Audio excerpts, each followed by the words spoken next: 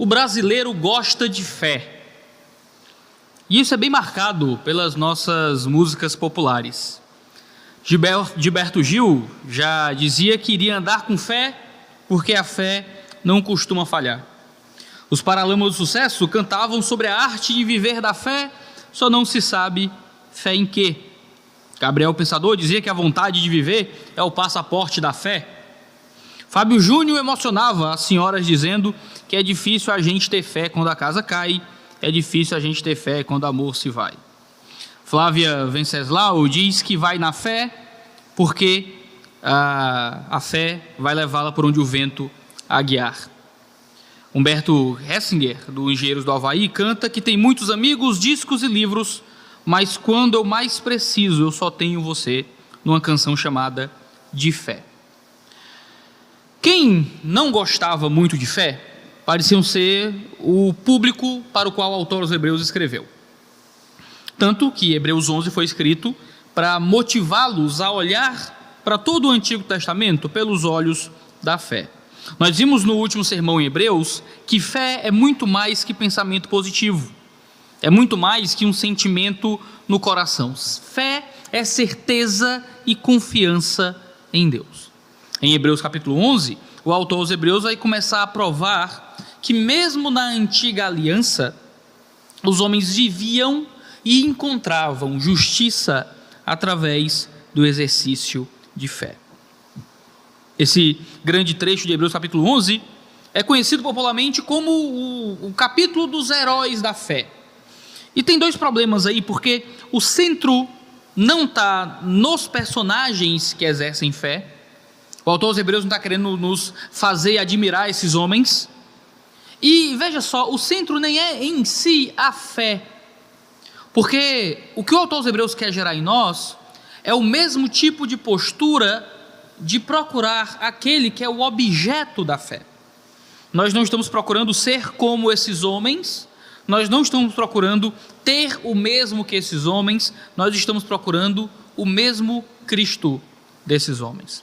É o que nós lemos então em Hebreus 11, 4 a 7, onde nesse primeiro bloco nós aprendemos a nos aproximar com a fé dos primeiros homens. Aqui a gente tem Abel, Enoque e Noé sendo apresentados como argumentos para falar da grandeza de Cristo Jesus como aquele em quem depositamos a nossa fé.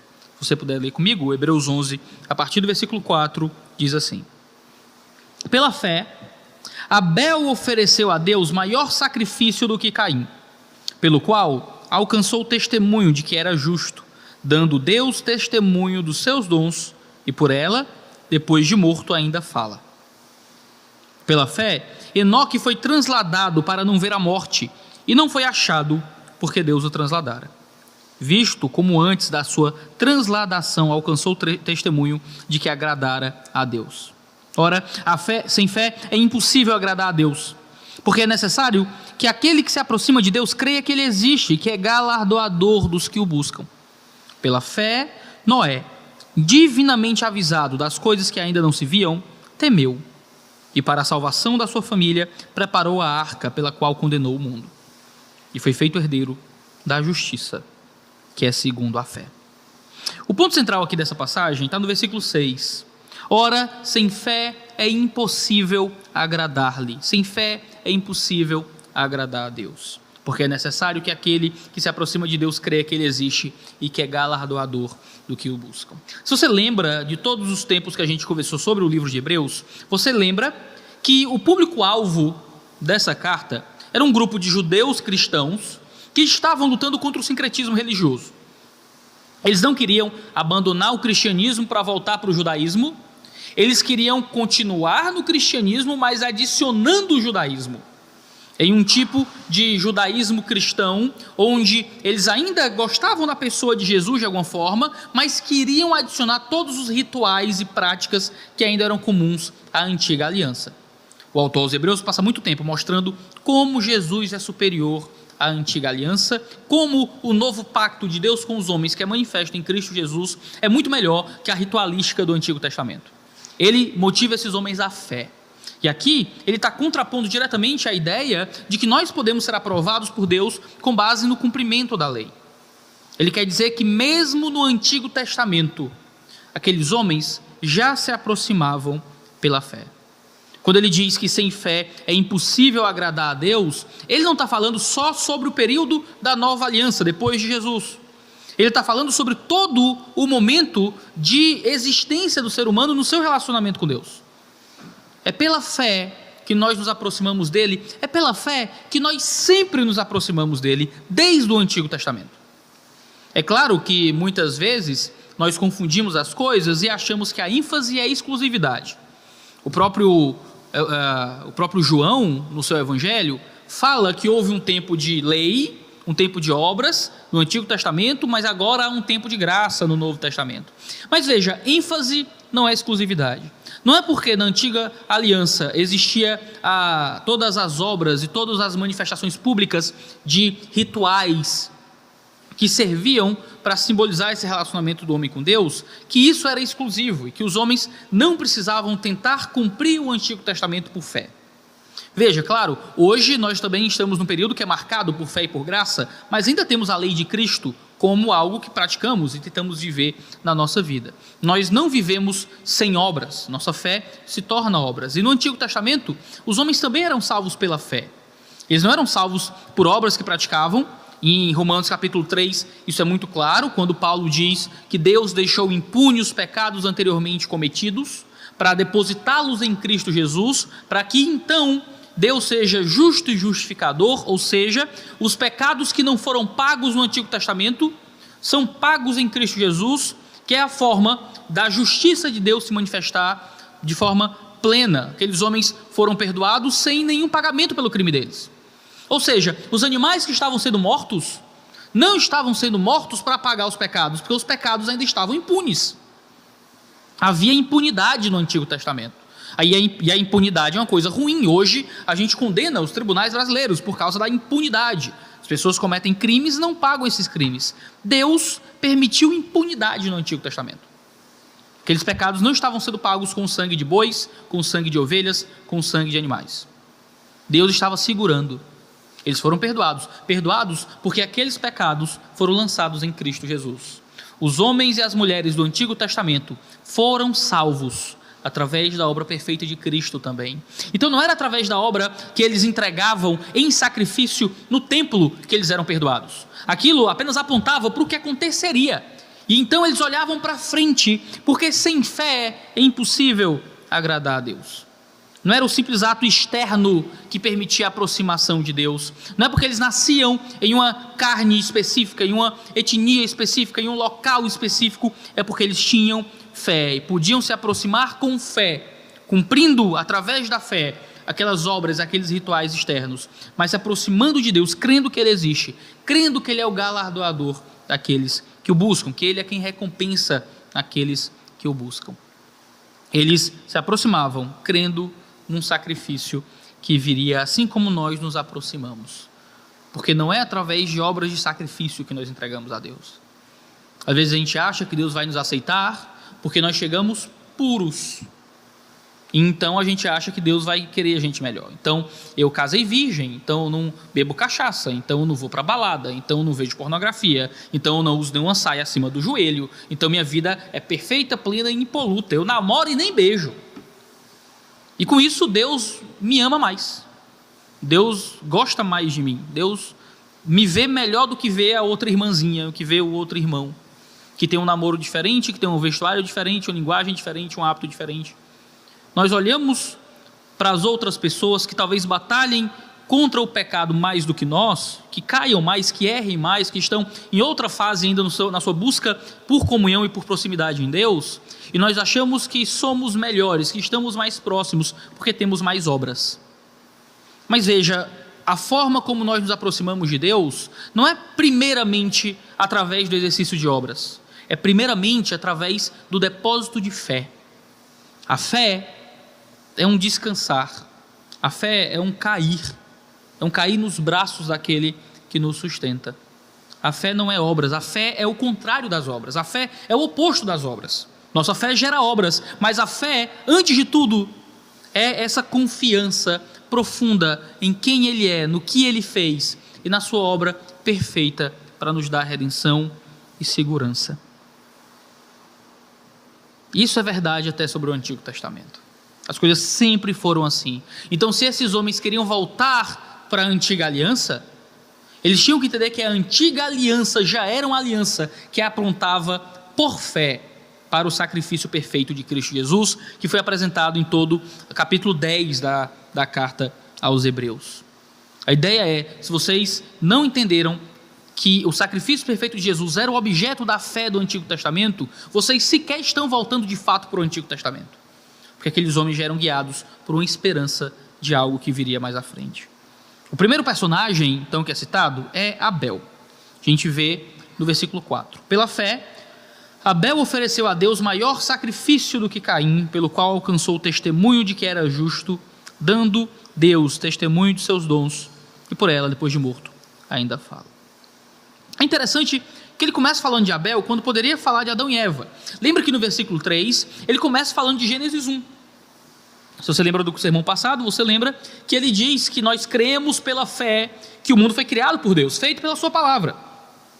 Então ele passa para Abel e pula Adão e Eva. Possivelmente porque Adão e Eva seriam personagens mais polêmicos. Eles viram Deus no jardim, conversavam com Deus no jardim, caíram então no pecado. Talvez chamar de fé o relacionamento que eles tinham com Deus fosse um pouco polêmico e complicado, já que eles tinham um relacionamento tão direto com Deus.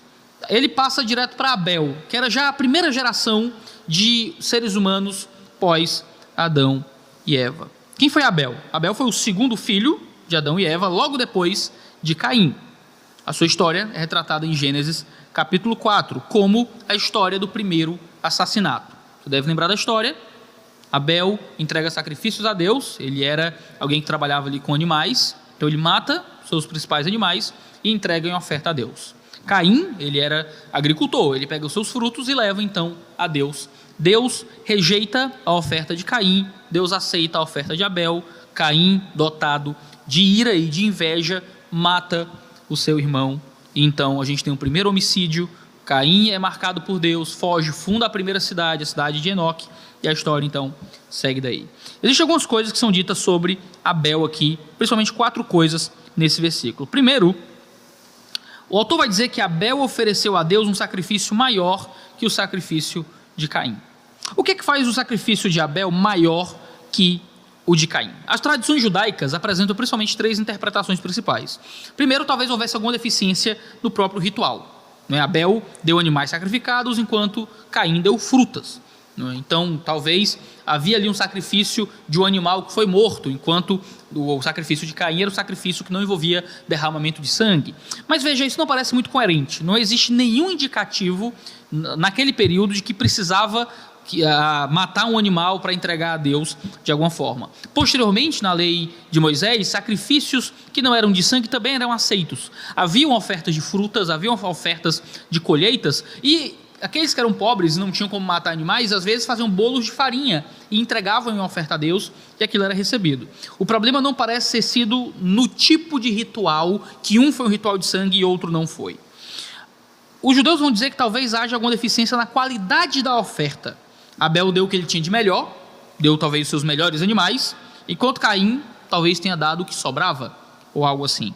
Mas, de novo, não existe nenhum indicativo textual disso. Nada no texto do Antigo Testamento nos aponta para a ideia de que o sacrifício de um tinha mais qualidade que o sacrifício do outro. Outra interpretação histórica judaica muito famosa é a ideia de que havia alguma deficiência moral em Caim. O problema, então, não era a oferta, não era o tipo de oferta, o tipo de ritual apresentado, o problema era interior. E isso parece muito mais coerente com a narrativa do Antigo Testamento, e isso parece muito coerente com a leitura que o autor aos Hebreus faz. No Antigo Testamento, Caim é apresentado como alguém lutando contra o pecado, porque o pecado estava nele e ele não conseguiu vencer o pecado do seu interior. O autor aos Hebreus vai dizer que a deficiência que havia em Caim era a deficiência da falta de fé. Abel não foi aceito porque sua oferta era melhor. Abel foi aceito porque sua oferta era uma oferta de fé.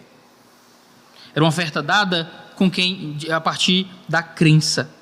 O texto aos Hebreus deixa claro que a oferta de Abel foi maior que a oferta de Caim, porque Abel creu. E claro, o próprio tipo de sacrifício entregue por Abel é um símbolo muito claro disso, mas o problema não era o símbolo, era aquilo que estava sendo simbolizado. Quando Abel entrega animais mortos, sacrificados, ele entrega de fato um sacrifício a Deus. Quando Caim entrega das suas colheitas, ele entrega seus frutos a Deus. O problema não era o fruto, o problema não era o animal, mas existe uma simbologia que está sendo apresentada já diretamente na passagem. Caim entregou seus frutos como lavrador. Abel entregou um sacrifício de sangue como pastor de ovelhas. Se Abel tivesse entregue o sacrifício sem fé, ele teria sido rejeitado do mesmo jeito. Se Caim tivesse entregue as frutas com fé, ele teria sido aceito do mesmo jeito. Mas é notável que a fé fez com que as obras fossem aceitas. Foi a fé que fez com que Deus aceitasse as obras. Não são as obras que validam da parte de Deus ou a aceitação. É a fé que gera aceitação para as obras. Obras praticadas sem fé são obras que não são aceitas por Deus. Porque obras você encontra a rodo no mundo caído. Associações laicas, grupos heréticos, seitas, ateus, as pessoas fazem boas ações. Existe bondade no mundo, mesmo fora da igreja. Mas veja, não é a bondade que compra o favor de Deus. É a fé que valida as nossas obras, porque até a boa ação do ímpio é pecado. É isso que nós lemos no livro de Provérbios, quando diz que até a lavoura do ímpio é pecaminosa, porque tudo aquilo que o homem separado de Deus faz, que faz sem fé, faz contra Deus. Romanos 14 diz que tudo aquilo que é feito sem fé é pecado. Abel entregou ofertas a Deus com fé, e por isso Abel foi aceito.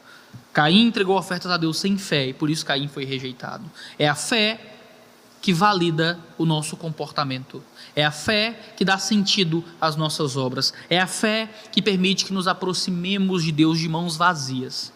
Podemos chegar perto de Deus cheios de justiça própria, apresentando tudo o que fizemos a Ele. Se fizemos sem fé, nós não fizemos para Ele, não fizemos por Ele, e não seremos aceitos nele quando entregarmos o que fizemos.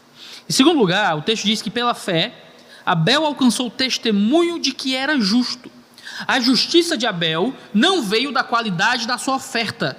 A sua justiça não veio das suas obras. A sua justiça veio da fé, mesmo no Antigo Testamento. A justiça veio da fé. 1 João 3,12 diz: não sejamos como Caim, que era do maligno e matou seu irmão. E por que o matou? Porque as suas obras eram más e a de seu irmão eram justas. Abel foi alguém de obras justas, mas ele encontrou a sua justiça pela fé. Porque as obras justas de Abel eram fruto daquilo que ele tinha dentro dele, que apontava diretamente ao Senhor. Então as obras más de Caim eram obras malignas, porque eram obras da falta de fé. As obras de Abel eram justas porque eram obras da fé. Em terceiro lugar, diz que Deus deu testemunho das ofertas de Abel. Deus aprova Abel justamente por causa da fé que Deus encontra em Abel. O testemunho da parte de Deus de justiça vem não quando Deus encontra obras de justiça, mas vem quando Deus encontra a fé na justiça. É quando cremos na obra perfeita que nos foi entregue, que a gente encontra a aprovação de Deus. Deus não vai dar testemunho da sua oferta porque você é melhor. Deus não vai te receber com mais amor porque tua saia é maior. Deus não vai te receber com mais amor porque teu dízimo é maior.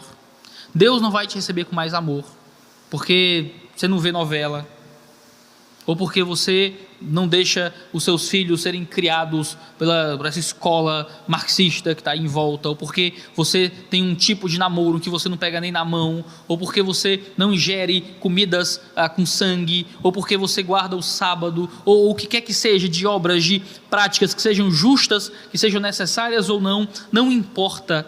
O que faz Deus dar testemunho de você é a fé. Eu não quero dizer que a gente não pratica obras, isso vai ficar para um sermão sobre isso. O que eu quero dizer é que nós somos salvos e aceitos pela fé e pela fé somente. A mensagem escandalizadora da reforma protestante, de justificação unicamente pela fé, é uma mensagem que é rejeitada por um mundo que precisa pagar para Deus, que precisa dar alguma coisa para Deus. Muitos cristãos protestantes se desviam da fé e vão procurar a Igreja Católica Romana porque precisam acreditar que podem comprar favor de Deus. Eles não conseguem aceitar o fato de que Deus os recebe por fé. Tem que ter uma novena, tem que ter um terço, tem que ter um sacrifício, tem que ter um autoflagelo, tem que ter alguma coisa que eu preciso fazer, porque nós não conseguimos aceitar o fato de que as nossas obras são puramente gratidão e transformação. Que as nossas obras não colocam Deus em débito nunca. A gente precisa aceitar que a gente pode pagar, de que se eu passar 1 milhão de anos no purgatório, talvez eu seja digno, e você nunca vai ser digno, porque todas as suas obras são obras aceitas apenas pela fé. Se você não se apega à fé, você vai procurar obras, porque não dá para aceitar a falta de mérito que a fé gera em nós. Sermos atestados por Deus unicamente pela fé humilha, porque a gente luta todo dia pelas obras, porque a gente todo dia se esforça em busca de santidade, porque a gente rejeita o pecado. E o autor aos Hebreus vai dizer, na luta contra o pecado, a gente tem que chegar ao ponto de derramar o próprio sangue se for necessário. Ele vai dizer mais à frente que sem santidade ninguém verá a Deus. Mas veja, é pela fé que nós encontramos tudo isso. Você nunca vai pagar, você nunca vai dar o bastante. Você pode queimar por toda a eternidade no purgatório e você nunca vai ser digno. Você pode fazer todas as novenas, rezar todos os terços, se consagrar a todos os santos, você nunca vai ser bom o bastante, você nunca vai ter o suficiente para ser aceito por Deus, porque só somos aceitos e só recebemos testemunho pela fé. Em quarto lugar, Abel continua falando pela fé. Abel morreu cedo, morreu jovem, e ainda assim, pela sua fé, ele continua sendo voz para nós até hoje. Isso não é só a interpretação do autor aos Hebreus, isso está em Gênesis 4:10, onde diz: a voz do sangue do teu irmão clama da terra a mim. O autor aos Hebreus diz que pela fé, Abel ainda fala depois de morto. Por ela, pela fé, depois de morto, ainda fala. O teólogo escocês James Moffat escreve no seu comentário de Hebreus que a morte nunca é a última palavra na vida de um homem justo. Quando um homem deixa esse mundo, seja ele justo ou injusto, ele deixa algo no mundo. Ele pode deixar algo que vai crescer e se espalhar como um câncer ou um veneno. Ou pode deixar algo como a fragrância de um perfume ou uma flor de beleza que permeia a atmosfera com suas bênçãos. Porque morreu em fé, pela fé, o sangue derramado de Abel ainda fala a cada um de nós. Estamos hoje ouvindo sobre Abel. Aquilo que aconteceu com Abel continua sendo um testemunho da sua fé para nós até agora. Pela fé, nós continuamos expressando algo para além de nós, mesmo quando morremos. A fé de Abel foi o que deu para Abel um testemunho para além de si. Ele construiu algo aos outros, ele construiu algo para o mundo de Deus, através da fé que exerceu. Não através de suas obras, não através do seu sacrifício maior, mas através da fé. O segundo personagem que aparece aqui é o personagem de Enoque. Tudo que nós sabemos de Enoque está em Gênesis 5, 21 a 24. Enoque viveu 65 anos e gerou Matusalém. Enoque andou com Deus e depois que gerou Matusalém, viveu 300 anos. Teve filhos e filhas. Todos os dias de Enoque foram 365 anos. Enoque andou com Deus e não foi mais visto, porque Deus o levou para junto de si. Isso é tudo que nós temos sobre Enoque no Antigo Testamento. O autor aos Hebreus, então, diz o seguinte sobre isso, no verso 5. Pela fé, Enoque foi transladado para não ver a morte, e não foi achado, porque Deus o transladara, visto como antes da sua transladação alcançou o testemunho de que agradara a Deus. E aqui ele diz 3 coisas, principalmente sobre Enoque e a sua fé. Primeiro, o autor aos Hebreus interpreta que Enoque foi transladado por conta da fé. Não porque ele era um homem melhor do que os outros, não porque ele era um homem que tinha um comportamento mais ilibado, mas porque ele tinha fé em Deus, fé naquilo que viria. Veja, o Antigo Testamento chama a atenção para o fato de que Deus o levou para si. De que ele andava com Deus e então Deus o levou para ele. Literalmente no Antigo Testamento a ideia é que ele não estava mais lá. Literalmente é isso. E o Antigo Testamento não explica muito bem o que isso significa. A interpretação normal dos judeus é que ele foi arrebatado, levado aos céus ou algo parecido. E essa é também a interpretação oficial, não é, do Novo Testamento do autor de Hebreus. Ele foi transladado, ele foi levado, assunto aos céus da parte de Deus. O Antigo Testamento diz que ele era alguém que andava com Deus. A ideia que o autor dos Hebreus vai nos dar é que ele andava com Deus pela fé. Era a fé que dava a esse homem comunhão e proximidade com o Senhor. Nós não andamos com Deus por causa de nossas obras, nós andamos com Deus por causa da nossa fé. Sabe como é que você sabe se você está tentando andar com Deus com base em obras? É quando você se afasta de Deus, quando você age mal. Veja, do que é que você precisa quando você é ganancioso? É de se aproximar de Deus. Do que é que você precisa quando você é lascivo, quando você é orgulhoso, quando você mente? O que você precisa é se aproximar de Deus. Mas quando a gente faz todas essas coisas, a gente não consegue orar. E não consegue orar porque acha que Deus não vai receber a gente, porque a gente não está digno, porque a gente não está puro. A linguagem é, a gente está em pecado. Mas veja, uma vez que estamos firmes na fé em Cristo Jesus, uma vez que cremos, e cremos de fato na obra perfeita de Cristo, quando erramos e pecamos, nós temos que entender que somos aceitos não por causa de nossas obras, somos aceitos por causa das obras de Jesus. Nós não somos aceitos e recebidos porque agimos de conforme, porque Ele morreu por homens que agiram errado.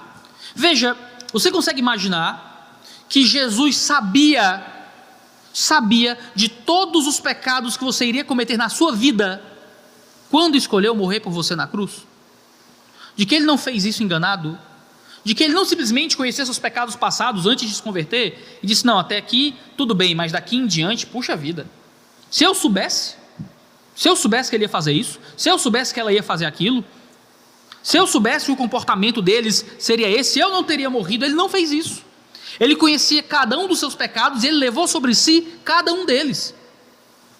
Morreu, se entregou, para que agora, mesmo quando erramos, falhamos e pecamos, nós possamos nos ajoelhar diante de Deus pedindo perdão, e Ele nos aceite, não porque está olhando para as nossas obras, mas nos aceite porque Ele já olhou para as nossas obras e já puniu seu Filho por isso. Para que agora Ele olhe para nós e veja a obra perfeita de Cristo Jesus. Algumas igrejas que têm filosofias de disciplina um pouco diferentes, que acreditam que a igreja deve dar castigos, que a igreja deve, punir as pessoas pelos pecados que cometem, ao invés de aplicar simplesmente Mateus 18 em busca de arrependimento, muitas vezes dizem, quer dizer agora que ele vai ficar impune, é? Ele peca e ele não vai ter que pagar nada por isso? Eu sempre penso, será que a gente esqueceu que Jesus pagou por isso? De que para um crente não existe pecado impune, porque Jesus já foi punido. De forma que mesmo quando a gente cai de lambança no pecado, mete a cara no erro, quando a gente senta no colo do diabo, há um Deus que já puniu Jesus por isso, e que já está disposto a nos aceitar, quando nos aproximamos com fé. Veja, Ele não diz isso para nos motivar a uma vida licenciosa, sem santidade. Ele diz isso para nos lembrar que a santidade também só é aceita por fé. Você deve conhecer algumas pessoas por aí que não são crentes, e que, puxa rapaz, olha, ele parece crente, pastor. A menininha iludida chega dizendo, pastor, mas ele é quase crente, respeita a mãe, é trabalhador, não fala palavrão, ele até escuta uns louvor, pastor, adora um Regis Danese. Ele vai para a igreja de vez em quando. Tão respeitoso, pastor, mais respeitoso que muito crente da igreja, viu? É? Será que a gente realmente acha que é a casca do comportamento externo que traz o homem para perto de Deus? Porque a porca lavada é cheirosa até voltar para o chiqueiro. É apenas quando Deus nos transforma em ovelha. Mesmo que a gente caia no chiqueiro e suje a lã, há uma mudança em quem nós somos, uma vez que somos recebidos pela fé. Em segundo lugar, ele disse que isso se deu de um modo que Enoque não viu a morte. Deus fez Enoque não morrer e passar diretamente para o outro lado com Deus por causa da fé. E isso é um paralelo muito claro acerca daquilo que ele faz conosco na nossa salvação. Enoque foi alguém que não morreu por causa de sua fé. Nós seremos homens que venceremos a morte por causa da fé que temos em Cristo Jesus. Por causa da obra perfeita de Cristo, nós também não veremos a morte. A gente, irmão, pode se cuidar de todo jeito. Isolamento social, cancela os cultos, máscara, álcool em gel. Você pode ainda estar lavando as suas compras. Você pode não sair de casa para nada. E ainda assim você pode adoecer. Não quero lhe desesperar. Eu quero lhe lembrar que nós só vencemos a morte em Cristo Jesus pela fé. Não é pelas nossas obras.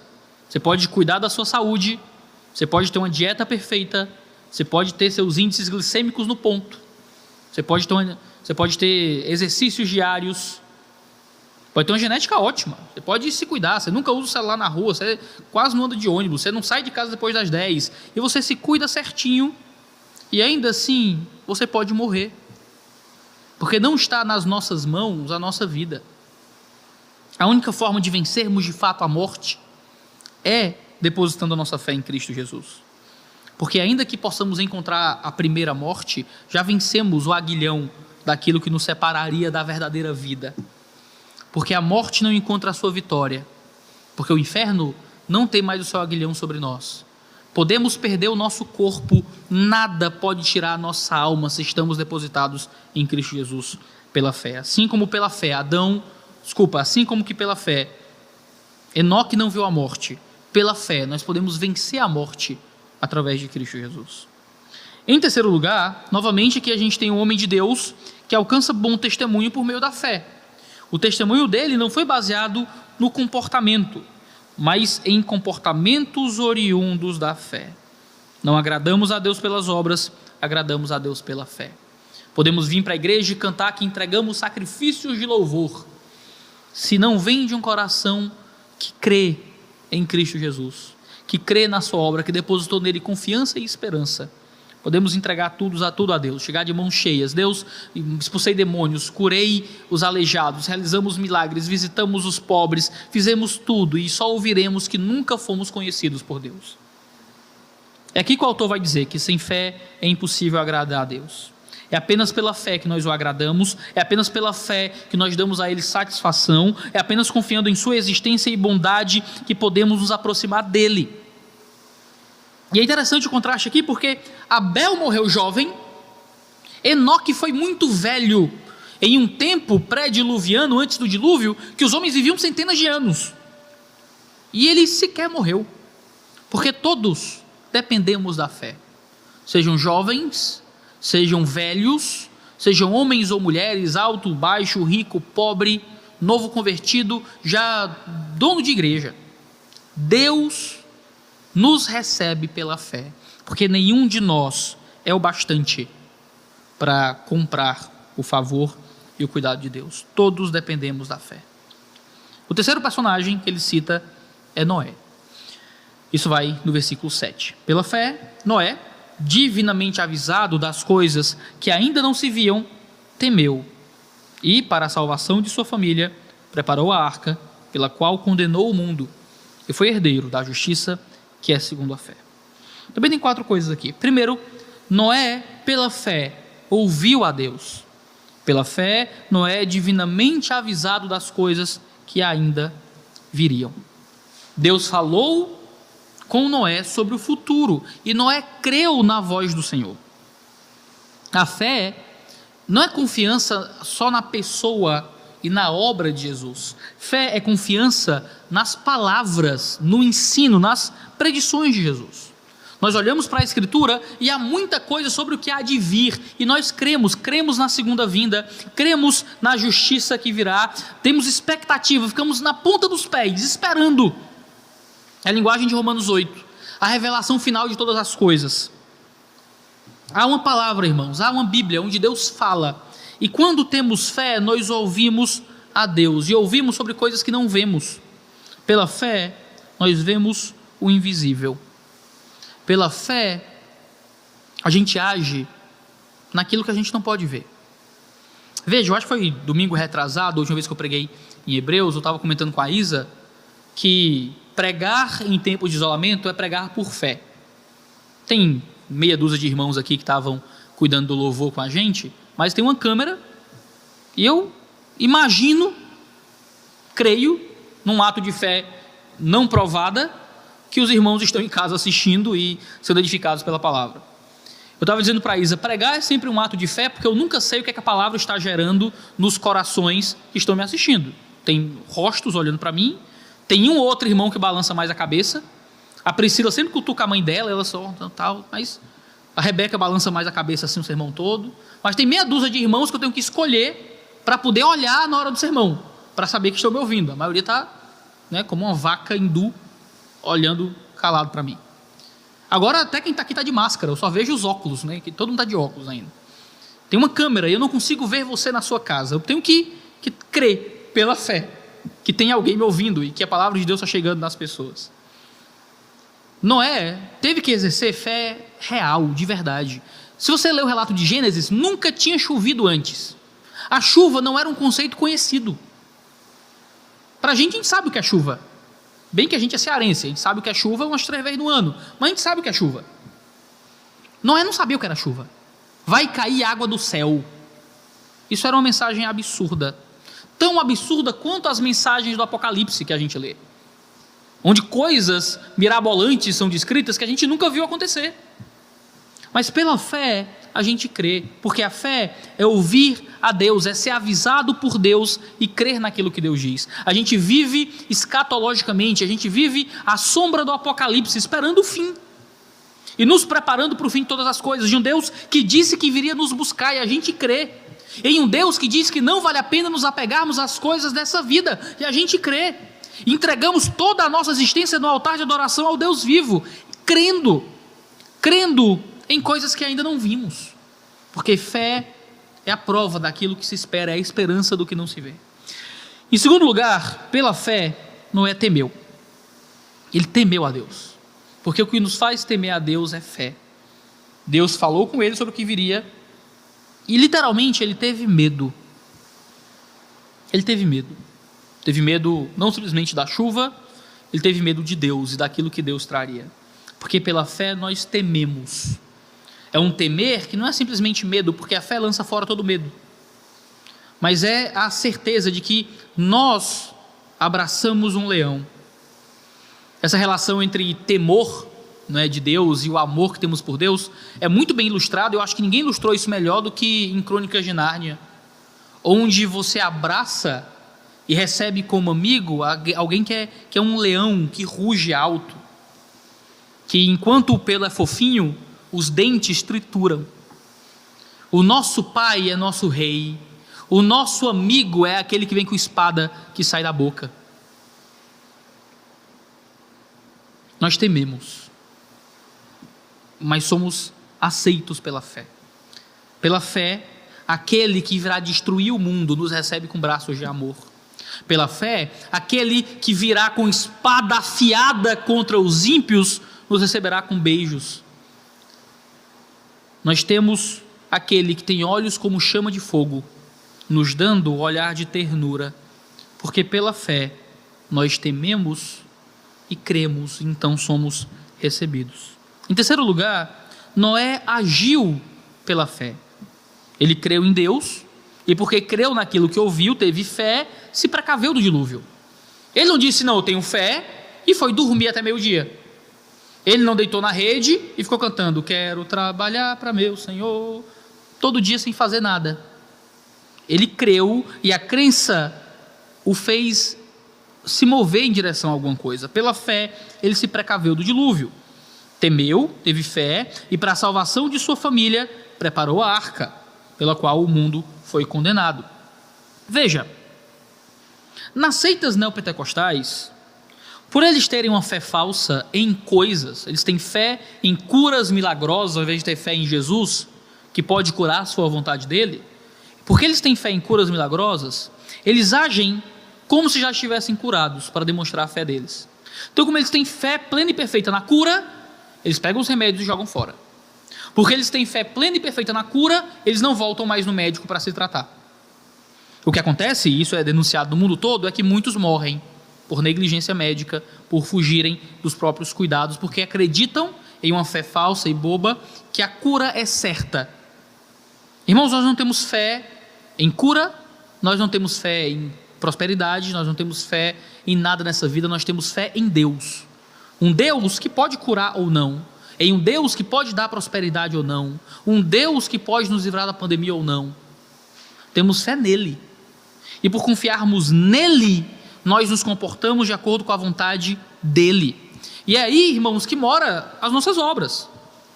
A fé, ela sozinha é o oposto de obras. A fé é o não trabalhar. A fé é o não agir. A fé é a confiança no agir de outro. Mas a nossa fé nos move em direção a alguma coisa. Porque cremos, porque temos fé, nós ouvimos e tememos. Construímos as nossas arcas. Lutamos contra o pecado, abandonamos as obras do maligno. Fugimos de tudo aquilo que possa nos separar de Deus. Noé teve fé e pela fé agiu. Se nós temos fé, nós também agimos. E pelas nossas obras, mostramos, expressamos aquilo que cremos dentro de nós. Em quarto lugar, Noé, pela fé, foi feito herdeiro da justiça. A palavra herdeiro é uma palavra muito boa aqui. Porque quem herda não fez nada para merecer. Na nossa cultura, muito influenciada por certos progressismos políticos, você ser um herdeiro é quase um crime para algumas pessoas. Se você é um herdeiro, você não pode se vangloriar de nada. Se você é um herdeiro, você é uma pessoa ruim praticamente. E veja, existe uma certa verdade nesse tipo de visão, porque o herdeiro é alguém que não mereceu o que tem. O herdeiro é alguém que não fez nada para conquistar o que teve. O herdeiro recebeu de mão beijada. Se alguém se orgulha de ter herdado, geralmente é zombado na sociedade. Quando alguém surge aí fazendo grandes propagandas de marketing, de enriquecimento, de investimento, dizendo que começou de baixo e então ganhou muita coisa, e as pessoas descobrem que teve um pai rico, ninguém leva a sério, zomba, vira meme na internet. Porque quando você recebe, você perde o mérito. Quando você recebe, você perde o orgulho. Quando você recebe, você perde qualquer direito de se vangloriar, porque te deram, foi de graça, você não mereceu, você herdou. Irmãos, pela fé nós somos herdeiros, herdeiros da justiça. A nossa postura é de humildade, a nossa postura é de recebimento. A gente não conquistou o céu, a gente não mereceu a salvação. Nós não somos melhores que ninguém, nós somos herdeiros. Quando olhamos para os homens que estão lá fora, longe de Deus, ainda entregues ao pecado, a nossa postura não é a postura do self-made man, do cara que veio de baixo e conquistou tudo pelas próprias forças, com o trabalho depois do trabalho, e que soube fazer, e que deu duro, e que chegou lá. Não, a nossa cultura tem que ser outra. Quando olhamos para os homens caídos, é o sentimento de quem tem muito mais do que fez por merecer. Não olhamos para o mundo de forma altiva. Eu adoro aquilo que os puritanos dizem, somos mendigos apontando para outros mendigos onde encontrar o pão. Recebemos de graça e por isso compartilhamos generosamente da salvação que recebemos. Porque nós não nos apegamos a ela por mérito, como se fôssemos melhores, assim como Jonas ficou triste com a salvação dos inimigos de Deus. Nós queremos compartilhar daquilo que recebemos sem merecer. A justiça nos é dada pela fé. Herdamos justiça. Entregam de mão beijada justiça para cada um de nós. Nós não conquistamos justiça, nós recebemos justiça. E isso desde o Antigo Testamento. Isso desde o tempo da lei, não é assim que chamam? Desde o tempo das obras, a dispensação das obras ou o que quer que seja. São linguagens complicadas, mas acima de tudo, era um tempo ainda que os homens não conquistavam a Deus por fé. Irmãos, o que o autor aos Hebreus quer nos dizer, ainda nesse trecho, ele vai continuar dizendo isso ao longo de todo o capítulo 11 aos Hebreus, é que a salvação sempre foi pela fé. É que as obras sempre foram fruto da fé. É que é impossível chegar a Deus sem fé. Por quê? Porque é a fé que nos salva? Não. É porque Jesus nos salva. E a única forma de chegarmos a Ele é crendo. É porque Jesus é a nossa esperança, e a única forma de recebermos de sua obra perfeita é nos jogando em seus braços. É porque Ele ressuscita no domingo da Páscoa, e nós nos escondemos à sombra da luz daquele que saiu do cativeiro. Nós nos escondemos à sombra daquele que foi amaldiçoado. Nós nos banhamos nos raios de sol da esperança que provém daquele que saiu do madeiro, que morreu e então voltou por nós. É unicamente pela fé que a gente encontra segurança, é unicamente pela fé que a gente encontra aprovação, é unicamente pela fé que a gente encontra testemunho. Sempre foi assim, e na obra perfeita de Jesus é isso que nos é dado. Não porque temos a fé forte, não porque nós podemos lustrar e guardar a nossa fé num instante como um lindo enfeite da nossa casa. Porque a nossa fé é mesmo frágil, é porque a nossa fé é mesmo fraca, é porque a nossa fé mesmo sofrida, tímida, humilde, às vezes a gente nem sabe se ela está lá. É porque essa fé é fé em uma obra perfeita, total e absoluta. Porque não é pela nossa capacidade de exercer a fé segurando em Jesus, é pela nossa capacidade de desistir de qualquer capacidade, em que nós caímos nos braços dele que nos segura, que nos mantém, que nos traz para próximo dele. Nós celebramos o domingo da ressurreição, recebendo os raios da justiça, que não fizemos nada para comprar e merecer, que ele simplesmente nos entrega de graça, como herdeiros da sua justiça. Sempre foi assim, e continua sendo, quando nos prostramos diante dele. Irmãos, Abel foi assassinado injustamente por ser aceito por Deus. Enoque foi levado aos céus por sua justiça. Noé começou uma nova sociedade quando o mundo inteiro foi condenado e apenas na arca dele houve salvação. Nós cremos em um assassinato injusto, muito pior que o de Abel. Porque o sangue de Cristo até hoje ainda fala a cada um de nós no nosso coração. Porque quando Jesus morre, o seu sangue continua derramando todos os dias graça sobre nós. Enoque foi levado aos céus sem ver a morte porque foi justo. Nós nos prostramos em fé diante daquele que foi assunto por sua justiça, que foi Cristo Jesus. Em Noé, uma nova sociedade se inicia. Apenas aqueles da sua família que estavam dentro da sua arca puderam escapar da condenação que foi dada ao mundo que estava entregue à maldade. E apenas quando somos da família de Jesus, nos escondemos nele, é que nós podemos encontrar salvação nessa nova vida que ele nos deu. Eu nunca vou esquecer a ilustração que D.A. Carson faz sobre o evento da Páscoa no Antigo Testamento. Eu encerro nessa história. D.A. Carson conta sobre 2 tipos de judeus na Páscoa. Deus disse que eles deveriam colocar o sangue no umbral da porta, deveriam se esconder em suas casas, fazer um sacrifício e então esperar que o anjo que viria salvaria aquele primogênito. E você tem duas famílias judaicas. Uma está com medo, está assustada, não sabe o que virá. Colocou o sangue na porta, então eles se abraçam. Eles mal conseguem comer o cordeiro, os pães asmos, as ervas amargas. Eles simplesmente estão abraçados com aquele filho primogênito, chorando, tremendo, pedindo de dia e de noite, que Deus não mate aquele filho. Esperam que quando acordarem de manhã, mal conseguem dormir, mas esperam que de manhã o filho esteja vivo. Há uma segunda família judaica, colocaram o sangue sobre a porta e dizem: se Deus falou, então é. sentam ao redor da mesa, comem e celebram aquele cordeiro que foi cevado. Dormem à noite com a cabeça tranquila e levantam de manhã sabendo o que vão encontrar.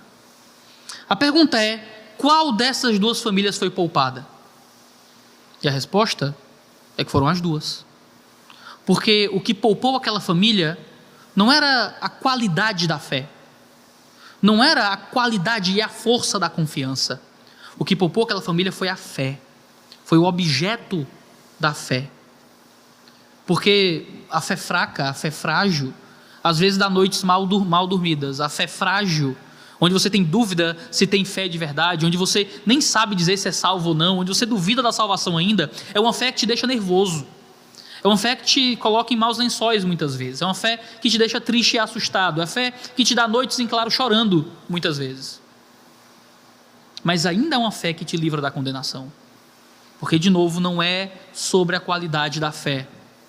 É sobre aquele que recebe a nossa fé, que foi muito maior que Abel, que foi muito maior que Enoque, que foi muito maior que Noé, que era alvo da fé de Abel, Enoque e Noé, e que é alvo da nossa fé também. Ele é o nosso Cordeiro Pascal, Ele é o sangue sobre as nossas portas, Ele é a razão da morte não levar as nossas almas, e é nele que nós depositamos a nossa esperança e a nossa justiça. Esse domingo de Páscoa, em nossos lares, o louvamos e confiamos por aquilo que recebemos nele, por fé. Vamos orar a Deus, crendo e confiando nisso. Senhor, nós te louvamos pela tua bondade, pela tua graça, te louvamos por tudo aquilo que recebemos da tua boa mão, te louvamos porque somos incapazes de merecer qualquer coisa que venha de ti. Que o Senhor possa, Senhor, nos dar uma fé, sim, mais forte, nos ajuda em nossa falta de fé, nos dá confiança e certeza da salvação, mas nos aproxima, Deus, crendo, nos aproxima com confiança desse sangue do sacrifício que até hoje ainda é derramado sobre nós e fala todos os dias da nova aliança e do perdão que há no Calvário.